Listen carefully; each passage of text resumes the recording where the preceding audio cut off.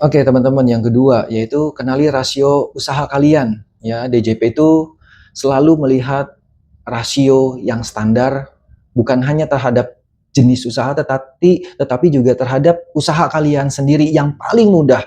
Kalau kalian tidak tahu sebenarnya usaha sejenis kalian benchmarkingnya berapa, minimal saja kalian memiliki benchmarking atas usaha kalian. Contoh seperti ini, teman-teman. Ini kalau kita tahuin secara umum, misalnya, ini misalnya aja ya. Misalnya usaha restoran biasanya punya margin sekian persen.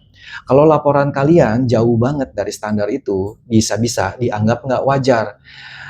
Tipsnya jangan asal lapor rugi terus, apalagi kalau asetnya nambah. Nanti DJP bisa mikir, loh kok rugi tapi beli mobil. Tapi bukan itu yang jadi utamanya ya teman-teman. Jadi intinya gini, kalau teman-teman punya rasio keuangan, misalnya contoh tahun 2023, HPP-nya teman-teman 800 juta misalnya. Terus kemudian penjualan kalian 1 miliar. Ini kita ngomong HPP dan juga dikurangkan dengan omset, berarti kita dapatkan laba kotor. Sehingga laba kotornya 200 juta. Disinilah DJP langsung bisa melihat bahwa berarti posisinya ini gross profit-nya itu 20% dari omset. Kalau asumsi yang sama dan setiap tahun usaha itu tidak ada perubahan yang signifikan, maka artinya ketika kalian di tahun ini punya omset 2 miliar, maka gross profit-nya DJP akan beranggapan kalian memiliki gross profit sebesar 20% dari 2 miliar, berarti 400 juta. Kalau kalian memiliki nilai yang begitu jomplang antara tahun lalu dengan tahun ini, itu akan jadi pertanyaan. Loh, tapi kan memang kenyataannya seperti itu. Lah, oke, berarti apa? Kertas kerja kalian sudah mencakup hal ini.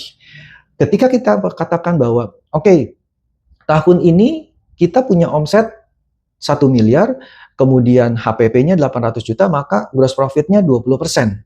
Kemudian di tahun depannya, ternyata gross profit-nya turun, cuman bisa mendapatkan sebesar 10%. Nah, kalian harus bisa jelaskan, oh kenapa sih sebenarnya penurunan ini, kenapa bisa terjadi? Oh, misalnya contoh kontrak yang sudah dilakukan dengan konsumen misalnya gitu ya. Kita kontrak tahun lalu tetapi baru diserahkannya tahun ke depan. Jadi kontrak 1 tahun penuh misalnya gitu. Di mana bahan baku naik yang luar biasa. Sehingga biaya tersebut menggerus daripada persentase gross profit-nya. Intinya apa, teman-teman? Kesimpulannya adalah ketika kalian memiliki rasio keuangan di tahun lalu, misalnya contoh ya yang tadi, rasio gross profit kalian itu sudah fix, ya sudah, kalian harus tetapkan itu. Jika memang tidak, kalian harus bisa mengetahui kenapa hal ini bisa terjadi, baik itu penurunan, baik itu kenaikan. Nah, ketika kalian sudah siapkan, dan misalnya saja SPDODK menanyakan kenapa terjadi persentase yang begitu jomplang, kita tinggal copy paste aja dari kertas kerja, kita kemudian kita langsung kasihin ke mereka. Tapi tentunya dengan penyesuaian ya teman-teman. Tapi kita sudah siap untuk hal itu.